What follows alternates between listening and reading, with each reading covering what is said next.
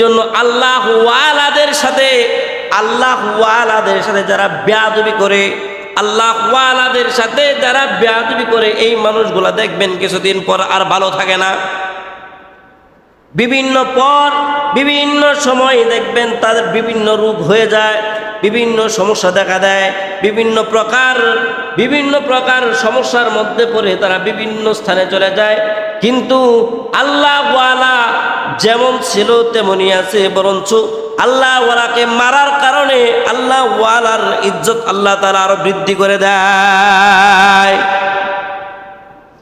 আল্লাহ বলেন, দুনিয়ার মানুষ তোমরা শুনে রাখো, আগের জমানার মধ্যে নবীদেরকে যেরকম ভাবে অপমান করলে কাফের বেঈমান মুশরিকরা যেরকম ভাবে লাঞ্ছিত হইতো, কাফের বেঈমান যেরকম ভাবে লাঞ্ছিত হইয়া দুনিয়ার মধ্যেও একটা অশান্তির মধ্যে বসবাস করত, ঠিক তদ্রুপ ভাবে বর্তমান যুগের মধ্যে উলামায়ে কেরাম, এই উলামায়ে কেরাম হলেন আল উলামা ওয়ারাসাতুল আম্বিয়া। উলামায়ে কেরাম হলো নবীদের ওয়ারিস, উলামায়ে কেরাম না, উলামায়ে কেরাম হলো নবীদের ওয়ারিস। নবীরা চলে গেছে, এখন উলামায়ে কেরামের হাতে নবীদের দায়িত্ব। নবীরা যেই দিনের দায়িত্ব নিয়ে কাজ করেছে, বর্তমান উলামায়ে কেরাম এই কাজগুলোই করে যাচ্ছে, ঠিক কিনা?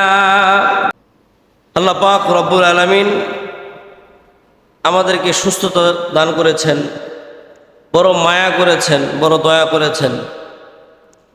জান্নাতের বাগানের মধ্যে আমাদেরকে বসায় দিয়েছেন। এটা আল্লাহ তাআলার অনেক বড় একটা নিয়ামত। গত জুমায় আলোচনা করতেছিলাম যে আল্লাহ পাক আমাদেরকে যে শুকর দান করেছেন, এই শুকর আমরা যত বেশি আদায় করব, আল্লাহ তাআলার রহমত, আল্লাহ তাআলার বরকত তত বেশি আমাদের উপর নাজিল করবেন। তো মুহররম মাস চলতেছে, আমরা বলেছিলাম এই মাস টোটালটাই মুহররমের আলোচনা করব ইনশাআল্লাহ। মুহররমের মাস চলতেছে, এই মুহররম মাসের মধ্যে আল্লাহ রাসূল সাল্লাল্লাহু আলাইহি ওয়াসাল্লাম বলেন 9, 10 বা 10, 11 এই 2 দিন রোজা রাখলে পিছনের 1 বছরের গুনাহ খাতা আল্লাহ তাআলা মাফ করে দেন এবং সামনের 1 বছর পথ চলা অনেক সহজ করে দেন। তো আমরা যারা পারি ইনশাআল্লাহ এই মুহররমের 2টা রোজা রাখার চেষ্টা করব। কেন? এটা আল্লাহ রাসূল সাল্লাল্লাহু আলাইহি ওয়াসাল্লাম শুকর আদায় করেছেন মুসা নবীর উপর। এজন্য আমাদেরকে ওয়াদা করে দিয়েছেন যে তোমরাও যারা পারো এই মুহররমের 2টা রোজা আদায় করার চেষ্টা করো।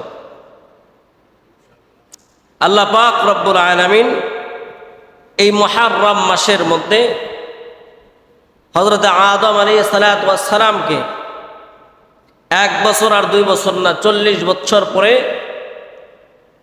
আদম আলাইহিস সালাতু ওয়াস সালাম আর মা হাওয়া আলাইহিস সালাতু ওয়াস সালামকে একসাথে সাক্ষাৎ করেছিলেন। 40 বছর পরে এই 10 মুহররমের মধ্যে আদম আলাইহিস সালাতু ওয়াস সালামের দোয়া আল্লাহ রাব্বুল আলামিন কবুল করেছেন। এই মুহররমের 10 তারিখের মধ্যে কি অপরাধ ছিল? অপরাধ সামান্য একটু অপরাধ ছিল। এই অল্প অপরাধের কারণে আল্লাহ তাআলাকে সে বেশি বেশি ডাকবে, আল্লাহ তাআলার প্রেমে পড়বে, আল্লাহ তাআলা তার উপর মায়া করবে। এই জন্য 1 বছর আর 2 বছর না 40 বছর পর্যন্ত হযরত আদম আলাইহিস সালাতু ওয়াস সালাম এবং হাওয়া আলাইহিস সালাতু ওয়াস সালামকে দুজনকে পৃথক করেছিলেন। এবং এই 10 মুহররম মাসের মধ্যে 10 তারিখের মধ্যে আদম আলাইহিস সালাম এবং মা হাওয়া আলাইহিস সালাতু ওয়াস সালামকে একসাথে করেছিলেন। আল্লাহ পাক হযরত আদম আলাইহিস সালামের এবং মা হাওয়া আলাইহিস সালাতু ওয়াস সালামের দোয়া কবুল করেছেন। এই মুহররম মাস খুব গুরুত্বপূর্ণ মাস। এই মাসের মধ্যে নবী করিম সাল্লাল্লাহু আলাইহি ওয়াসাল্লাম বলেন, যে ব্যক্তি পরিবারের মধ্যে বেশি থেকে বেশি টাকা খরচ করবে, আল্লাহ তাআলা তার সংসারের মধ্যে তত বেশি বরকত দান করবে। এই মুহররমের মাস এত গুরুত্বপূর্ণ মাস। এই মুহররম মাসের মধ্যে আল্লাহ পাক রব্বুল আলামিন হযরত ইদ্রিস আলাইহিস সালাতু ওয়াস সালামকে দুনিয়ার থেকে সশরীরে মৃত্যুর আগেই তাকে জান্নাত দান করেছিলেন। সুবহানাল্লাহ।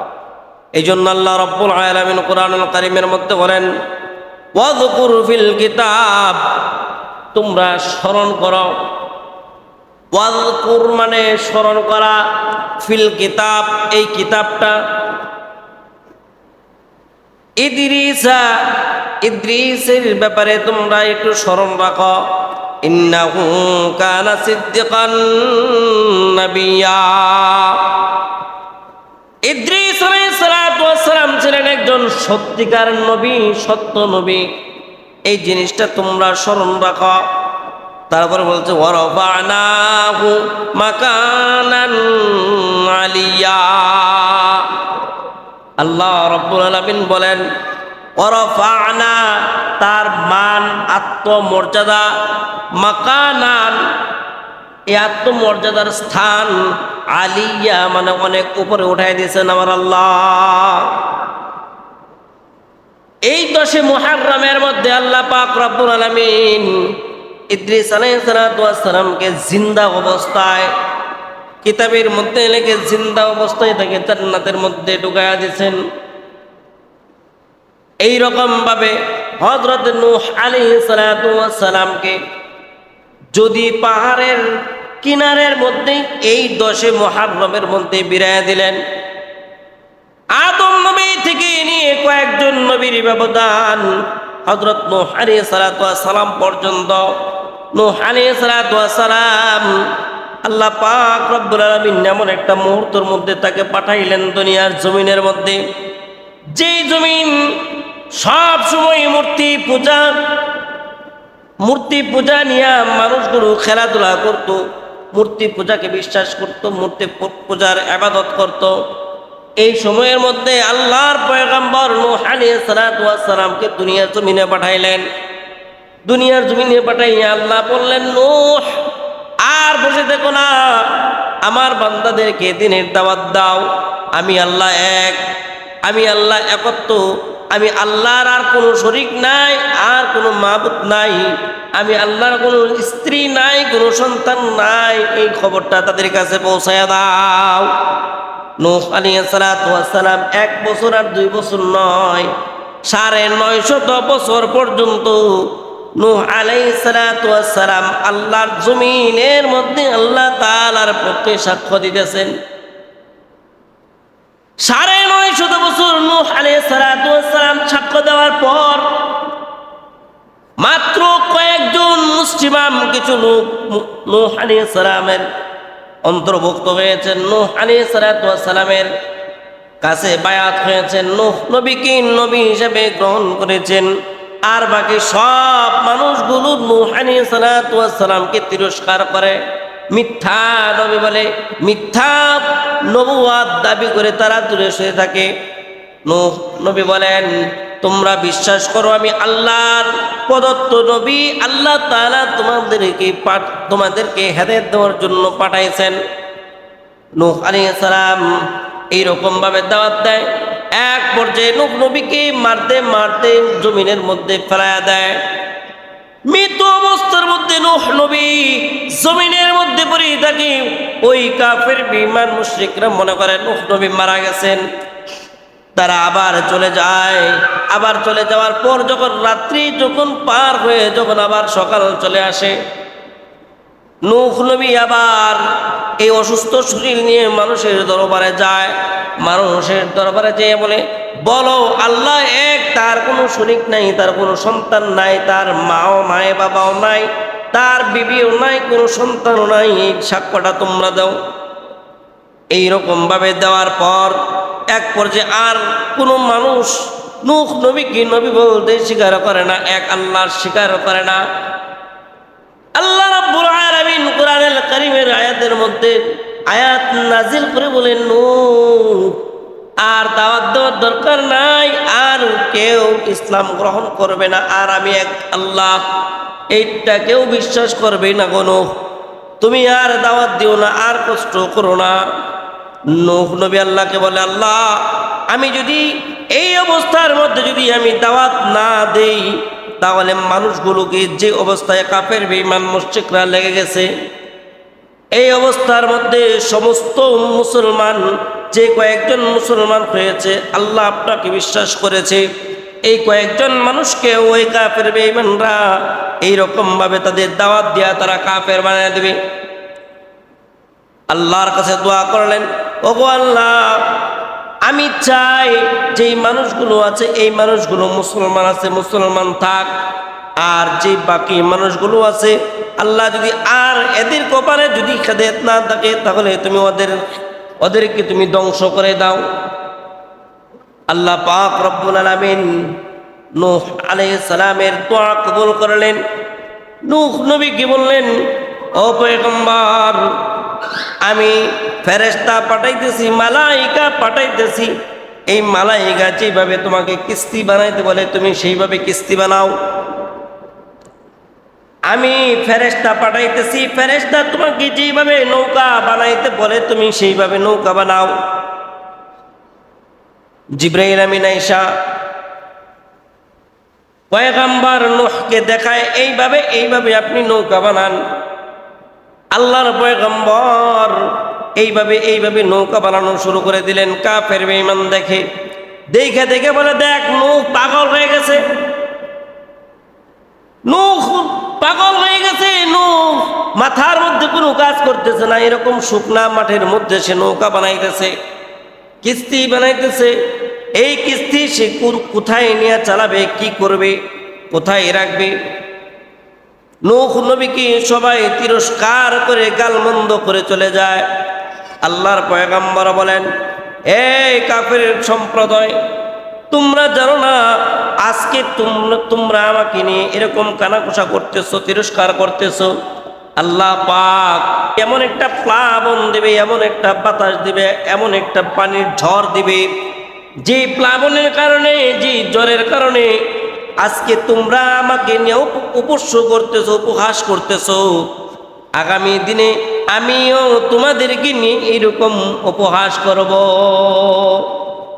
আল্লাহর পয়গম্বর এরকম নৌকা বানাইতেছেন। নৌকা বানানো শেষ হয়নি, কাফের বেঈমান মুশরিকরা এই নৌকার মধ্যে উঠে যখন তাদের প্রাকৃতিক হাজাত হয়, বাথরুমের চাপ দেয়, এই নৌকার মধ্যে এসে তারা বাথরুম করে নৌকা নষ্ট করে দিয়েছে, নৌকা একবারে চলার অনুপযোগী বানিয়ে দিয়েছে।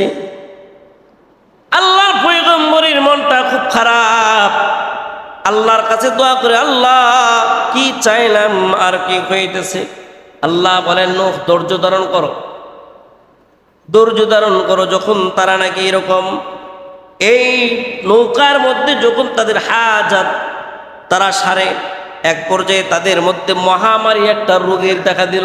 মহামারী রোগ, কুষ্ঠরোগ। এই কুষ্ঠরোগ দেখার পর ডাক্তারের কাছে যায় চিকিৎসা করার জন্য। ডাক্তারের কাছে চিকিৎসা নিলে রোগ বাড়ে, কবিরাজের কাছে চিকিৎসা নিলে রোগ বাড়ে। যেই জায়গার মধ্যে চিকিৎসা নেয় সেই জায়গার মধ্যে রোগ বাড়ে, যত চিকিৎসা নেই তত এ রোগ বাড়ে। একটা পর্যায়ে বলতেছি যে কি করা যায়, কোথায় যাওয়া যায়। পুরা মহল্লা যত মানুষগুলো আল্লাহর পয়গম্বরকে তিরস্কার করেছে, উপহাস করেছে, সমস্ত মানুষের শরীরের মধ্যে এরকম কুষ্ঠরোগ হয়ে গেছে। মহল্লার মধ্যে চলার উপযোগী নাই, ঘর থেকে বের হওয়ার মতো উপযোগী নাই। এক পর্যায়ে একটা মানুষ যখন নাকি এই জায়গার মধ্যে হাজত করতে যায়, স্লিপ কেটে ভিতরে পড়ে যায়। এই বাথরুমের ভিতরে পড়ে যাওয়ার পর যখন ওঠার পর দেখে আল্লাহ রাব্বুল আলামিন এই জায়গার মধ্যে ফেলাইয়া তার পুরা শরীর, কুষ্ঠ রোগের শরীরটা পরিপূর্ণ সুস্থতা দান করে দিয়েছেন। আল্লাহ বলেন, নূহ তোমার টেনশনের কোনো কারণ নাই, আমি আল্লাহ মানুষকে হায়াত দিতে পারি, মানুষকে মারতেও পারি। হায়াতের মালিকও আমি আল্লাহ, মৌতের মালিকও আমি আল্লাহ। কোনো মানুষ অসুস্থ হয়ে গেলে সুস্থতা করার মালিককে আমরা হোমিওপ্যাথিক খাই, এলোপ্যাথিক খাই, আয়ুর্বেদিক খাই, ইউনানি খাই, যেই ওষুধ খাই না কেন ওষুধের কি কোনো ক্ষমতা আছে? কথা বলেন, ওষুধের কোনো ক্ষমতা আছে? ওষুধের কোনো ক্ষমতা নাই। যতক্ষণ পর্যন্ত ওষুধকে আল্লাহ তাআলা হুকুম না দেয় ততক্ষণ পর্যন্ত ওষুধে কোনো কাজ করতে পারে না। ওষুধে কোনো কাজ করতে পারে না। ওষুধে তখনই কাজ করে যখন নাকি আল্লাহ তাআলার হুকুমটা তার উপরে পড়ে। আল্লাহ পাক রব্বুল আলামিন যখন এই নোংরা পানি দিয়া, নোংরা ময়লা দিয়া তার শরীরটা পরিষ্কার করে দিলেন, শরীরের মধ্যে কোনো রোগ নাই। আগে যে শরীরের মধ্যে কুষ্ঠ রোগ ছিল, ঘর থেকে বের হইতে পারতো না, এক কুষ্ঠ রোগের কাছে আরেক কুষ্ঠ রোগ যাইতো না, সুস্থ লোক কুষ্ঠ রোগের কাছে যাইতো না। কিন্তু আল্লাহ কি খেলা দেখাইল রে ভাই! এই জায়গার মধ্যে স্লিপ কেটে পড়ে যাওয়ার পর তার শরীরটা পরিপূর্ণ সুস্থ হয়ে গেল। সুস্থ হয়ে যাওয়ার পর সকালবেলা একজন আরেকজনকে জিজ্ঞাসা করে, কি ব্যাপার, তোমার শরীরের রোগ কিভাবে সারলো? কোন ডাক্তারের ওষুধ খাইলা, কোন কবিরাজের ওষুধ খাইলা, কোথায় গেলা? বলে যে শরম লজ্জার কথা, কি বলবো, কিভাবে বলবো, যে কি হয়েছে বলো। পুরা এলাকার মধ্যে, পুরা মহল্লার মধ্যে রোগটা ছড়াছড়ি শুরু হয়ে গেছে। কিভাবে এই রোগ শেফা করা যায়, কিভাবে এই রোগ ভালো করা যায়, সেই তথ্য আমাদেরকে দাও। ওই লোকটা বলল, আমি এরকম ঘটনার পর আমার শরীর দেখি ভালো হয়ে গেছে। এখন এই জায়গা থেকে ময়লা এনে নিজের শরীরের মধ্যে নিজেরা সবাই লাগানো শুরু করে দিচ্ছে। বানাইছে কি? এই কিস্তিটা কে বানাইছে? আল্লাহ। আল্লাহ হুকুম দিছে ফেরেশতাকে, ফেরেশতা আয়েশা নবীকে দেখায় দিছে, আর নবী এটা বানাইছে। সেই জায়গার মধ্যে তারা নাপাকি ঢেলে দিছে। এখন নাপাকিটা পরিষ্কার করবে কে? কে পরিষ্কার করবে বলেন? হেরাই করবো ওদেরকে। আল্লাহ পাক রব্বুল আলামিন ওদেরকে দিয়েই আল্লাহ পাক রব্বুল আলামিন পরিষ্কার করাইতেছে। কিভাবে পরিষ্কার করাইতেছে? যখন দেখছে এটার মধ্যে মহা ঔষধ, এটা লাগাইলেই ভালো, তখন আর এলাকার মধ্যে এটা মানে ছড়াছড়ি হইতে, এটার মধ্যে এলাকার মধ্যে আর এটা প্রচার হইতে আর দেরি হয় নাই। সব মানুষ এসে এই জায়গা থেকে মনে করেন ময়লা টয়লা নিয়ে নিজের শরীরের মধ্যে লাগানো শুরু করে দিচ্ছে। আমাদের অঞ্চলের মধ্যে ফ্যাক্টরির যে পানি, এই পানির সামনে দাঁড়াইলে আমরা দাঁড়ায় থাকতে পারি না। এইটারে সুদন কইরা কত সুন্দর করে বের করে দেয়, তারপরও এটার সামনে আমরা দাঁড়াইতে পারি না। আর ওই জায়গার মধ্যে দীর্ঘদিন ময়লা থাকার পরে ওই জিনিসটা কেমন হইতে পারে? এই জন্য আল্লাহ বলেন যে পয়গম্বর নূহ, আপনার টেনশনের কোনো কারণ নাই, আপনি ধৈর্য ধারণ করেন। আমি আল্লাহ কুদরতওয়ালা আল্লাহ, আমি আল্লাহ সব কিছুর মালিক, আমি আল্লাহ সব কিছু করার ক্ষমতা আল্লাহ তাআলা রাখে কি রাখে না? সব কিছু ক্ষমতা মালিক একমাত্র আল্লাহ। এই জন্য আল্লাহ ওয়ালাদের সাথে যারা বেয়াদবি করে, আল্লাহ ওয়ালাদের সাথে যারা বেয়াদবি করে, এই মানুষগুলা দেখবেন কিছুদিন পর আর ভালো থাকে না। বিভিন্ন সময় দেখবেন তাদের বিভিন্ন রোগ হয়ে যায়, বিভিন্ন সমস্যা দেখা দেয়, বিভিন্ন প্রকার সমস্যার মধ্যে পড়ে তারা বিভিন্ন স্থানে চলে যায়। কিন্তু আল্লাহ ওয়ালা যেমন ছিল তেমনই আছে, বরঞ্চ আল্লাহ ওয়ালাকে মারার কারণে আল্লাহ ওয়ালার ইজ্জত আল্লাহ তাআলা আরো বৃদ্ধি করে দেয়। আল্লাহ বলেন, দুনিয়ার মানুষ তোমরা শুনে রাখো, আগের জমানার মধ্যে নবীদেরকে যেরকম ভাবে অপমান করলে কাফের বেঈমান মুশরিকরা যেরকম ভাবে লাঞ্ছিত হইতো, কাফের বেঈমান যেরকম ভাবে লাঞ্ছিত হইয়া দুনিয়ার মধ্যেও একটা অশান্তির মধ্যে বসবাস করত, ঠিক তদ্রুপ ভাবে বর্তমান যুগের মধ্যে উলামায়ে কেরাম, এই উলামায়ে কেরাম হলেন আল উলামা ওয়ারাসাতুল আম্বিয়া। উলামায়ে কেরাম হলো নবীদের ওয়ারিস।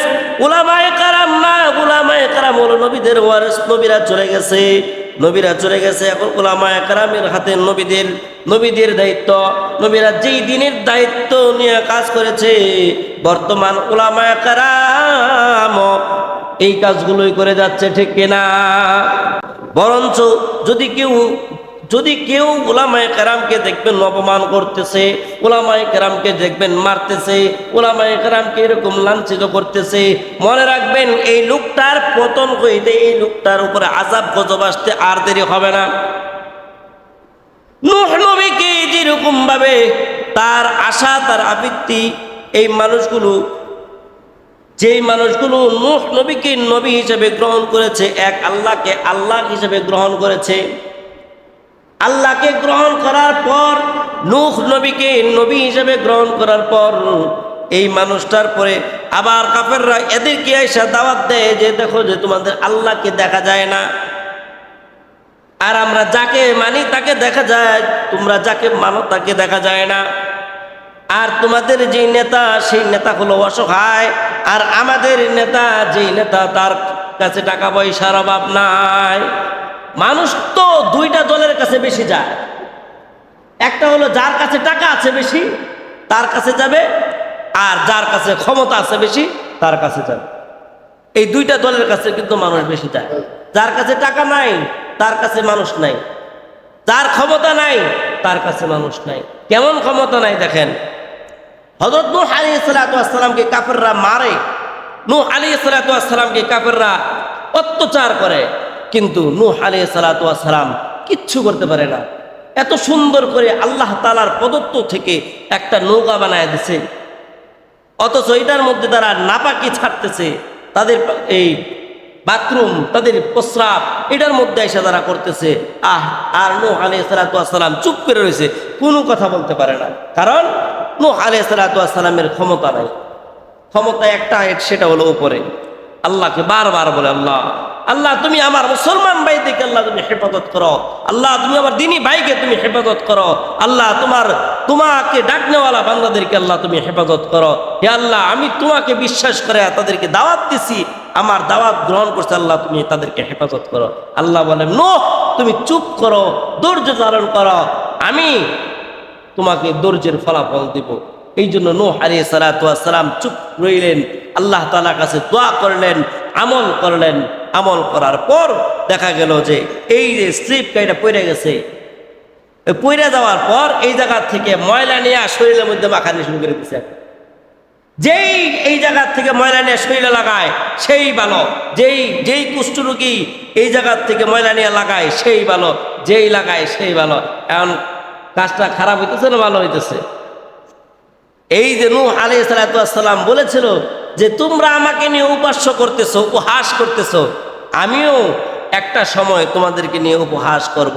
নূহ আলাইহিস সালাতু ওয়াস সালাম এখন বলেন যে আল্লাহ তোমার লীলা খেলা বোঝা বড় দেয়, তোমার লীলা খেলা বোঝা যায় না।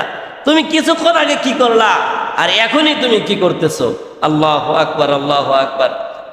এই জায়গার মধ্যে সব যত ময়লা আছে সব বালতি টালতি বইরা নিয়ে গেছে। কি মনে করেন, যদি একটা ঘোষণা দেয় যে এমবিবিএস একটা ডাক্তার, বড় ডাক্তার আছে, ফ্রি ওষুধ সহ চিকিৎসা, আলতা, এক্সরে যা আছে সব কিছু করায়া ফ্রি ওষুধ দিয়ে দিব, এই মহল্লার কেউ বাকি থাকবো? কেউ বাকি থাকবো না। যদি নাম করা দুইজন এমবিবিএস চাই না, মনে করেন এই জায়গার এই মাঠের মধ্যে লাগাই দেওয়া হয়, আর যদি বলা হয় যত পরীক্ষা আছে সমস্ত পরীক্ষা দিয়ে দিব, আর এই ডাক্তারের ওষুধ খাইলেই বালা, যদি এরকম একটা গ্যারান্টি পাওয়া যায়, তখন এই মহল্লার মধ্যে সুস্থ মানুষ হবে যে আমার শরীরটা দেখেন কিরম জানি মেস করতেছে, এই সুস্থ মানুষও আইসেরা তার এটা দেখবে। ঠিক তদ্রুপভাবে নূহ আলাইহিস সালাতু ওয়াস সালামের ওই কিস্তি থেকে, নৌকা থেকে সমস্ত ময়লাগুলো নিয়ে, যার দরকার নাই সেও বালতি দিয়া, মগ দিয়া, এরকম পট দিয়া বইরা নিয়ে তারা রেখে দিছে, যে যখনই কুষ্ঠরোগী হয় তখন শরীরের মধ্যে লাগা দেয়, আর এই ময়লার পানি লাগানোর কারণে আল্লাহ তাআলা তাদেরকে সেবা দান করে দেয়। একটা পর্যায়ে এমন গেল সব পানি শেষ, কিন্তু রুগী এখন অনেক বাকি। ওষুধ শেষ, কিন্তু রুগী তো অনেক বাকি। এখন কি করার? এখন কয় যায়, ওদের লিডার কয় যায় এটা সব কিছু শেষ হয়েছে, এখন এটা খলানি বাকি রয়েছে, মুছামুছি বাকি রয়েছে, খলানি বাকি রয়েছে। যদি এটা তুমি মুইসা পানি দিয়া ভালো করে ধুইয়া তো এটা শরীরে লাগাও, এটা যদি পান করো এইটার রুচিলাও দেখবা তোমার শরীর ভালো হয়ে গেছে। পানি নিতে নিতে এইটার মধ্যে মুছতে মুছতে খলাইতে এমন সুন্দর হয়েছে, এমন জকজকা ফকফকা করছে, এমন সুন্দর কইরা বসা মাজা কইরা এটারে পরিষ্কার করছে। পরিষ্কার করার পর আল্লাহ বললেন, নূহ আমার খেলা দেখছ? নূহ বলে, আল্লাহু আকবার। কয়, এখন তোমার সমস্ত লোক নিয়ে তুমি এই নৌকার মধ্যে তুমি উঠে পড়ো। নূহ আলাইহিস সালাতু ওয়াস সালাম সমস্ত লোক নিয়ে উঠলেন। তৃতীয় তলার মধ্যে মহিলা, দ্বিতীয় তলার মধ্যে পুরুষ, আর নিচতলার মধ্যে যত জীবজন্তু আছে এগুলোর মধ্যে উঠাইছে। উঠাইয়া বললেন যে আল্লাহ উঠলাম। ওঠার পর আল্লাহ পাক রব্বুল আলামিন এই শুকনা মরুভূমির মধ্যে, যে মরুভূমি দেখিয়া কাফের বেঈমান মুশরিকরা বলছে নূহ মাথা খারাপ হয়ে গেছে, সে নাকি নবী, এই শুকনার মধ্যে নাকি সে নৌকা চালাইব। নূহ নবী বলেছিলেন কিছুদিন ওয়েট করো, আল্লাহ পাক এমন একটা প্লাবন দিবে, এই প্লাবনের কারণে দেখবা আমার নৌকা উপরের দিকে উঠে গেছে। নূহ আলাইহিস সালাতু ওয়াস সালাম দোয়া করেছিলেন, আল্লাহ যারা শুধু আপনাকে বিশ্বাস করে আর আমি নবীর উপর যাদের আস্থা আছে, আমি আপনার পয়গম্বর, এই বিশ্বাস যে করেছে আপনি এক, আপনার কোনো শরীক নাই, আপনার কোনো সন্তান নাই, মা নাই, বাবা নাই, স্ত্রী নাই, এই জিনিস যারা বিশ্বাস করেছে একমাত্র ওই মানুষগুলোকে আপনি কিস্তির মধ্যে উঠায়া দেন, আর বাকি যত মানুষ আছে সমস্ত মানুষগুলোকে আল্লাহ আপনি ধ্বংস করে দেন। মতান্তরে 40 থেকে 50 জোড়া মানুষ এই কিস্তির মধ্যে উঠলেন। ওঠার পর আল্লাহ পাক পানি দেয় আর নৌকা উপরে ওঠে, পানি দেয় আর নৌকা উপরে ওঠে, পানি দেয় আর নৌকা উপরে ওঠে। কাফের বলে পানি কতটুকু উঠবে? আমরা গাছের আগা পর্যন্ত উঠে যাব। কাফের বলে পানি কতটুকু উঠবে? আমরা পাহাড়ের উপরে উঠব। কাফের বলে পানি কতটুকু উঠবে? আমরা তার উপরে উঠব। আল্লাহ বলেন যে আমার পানির ক্ষমতা তোমাদের ধারণা নাই, আমি পানি দেখো কোন পর্যন্ত উঠাইতে পারি। আল্লাহ তাআলা এই প্লাবন দিয়া পানি উঠাইতে পাহাড়ের উপর পর্যন্ত উঠাইয়া দিলেন। সব কিছু মৃত্যু হওয়ার পর, সব কিছু ধ্বংস হয়ে যাওয়ার পর আল্লাহ পাক রব্বুল আলামিন আবার পানিকে বললেন যে পানি তোমরা আবার সব মাটি তোমরা গ্রাস করে ফেলো। পানি আবার নিচের দিকে উঠলেন। এই কিস্তিটা, এই নৌকাটা যদি নামক একটা পাহাড় আছে, ওই পাহাড়ের মধ্যে যায়, ওই পাহাড়ের কেনার মধ্যে যেই দিন ভিড়লেন সেই দিনটাও ছিল এই মুহররমের 10 তারিখ। সেই দিনও ছিল এই মুহররমের 10 তারিখ। আল্লাহ পাক রব্বুল আলামিন এই আদম আলাইহিস সালাতু ওয়াস সালামের পরে, আদম নবীর পরে যেই সন্তানগুলো হয়েছে এই নূহ আলাইহিস সালাম পর্যন্ত, আর নূহ আলাইহিস সালাতু ওয়াস সালামের এই 40 থেকে 50 জোড়া মানুষ থেকে যেই সন্তানগুলো হয়েছে, এটাই আমাদের পৃথিবীর মধ্যে আমরা যারা আছি সবাই এই নূহ আলাইহিস সালাতু ওয়াস সালামের এই কিস্তি যুগের মানুষ। সুবহানাল্লাহ। নূহ আলাইহিস সালাতু ওয়াস সালামের এই কিস্তি যুগের মানুষ পেলাম আমরা বিশ্বাস করেছি যে আল্লাহ একজন, না সন্দেহ আছে? আমরা বিশ্বাস করেছি যে আল্লাহ একজন আছে। এই জন্য এই কিস্তি যুগে বলা হয় যে দ্বিতীয় আদম হলো এই যে নূহ, দ্বিতীয় আদম হলো নূহ। এই 10 মুহররমের মধ্যে ইব্রাহিম আলাইহিস সালাতু ওয়াস সালামকে আগুন থেকে হেফাজত করেছে। আল্লাহ পাক রব্বুল আলামিন আমাদেরকে তৌফিক দান করলে, হায়াতে তৈয়বা দান করলে এই 10 মুহররমের মধ্যে আরও কি হয়েছে আমরা সামনের জুমাতেও ইনশাআল্লাহ আলোচনা করার চেষ্টা করব। ওমা তৌফিকি ইল্লা বিল্লাহ। আসসালামু আলাইকুম ওয়া রাহমাতুল্লাহি ওয়া বারাকাতুহু। কাবলা জুমা 4 রাকাত সুন্নাত ইনশাআল্লাহ।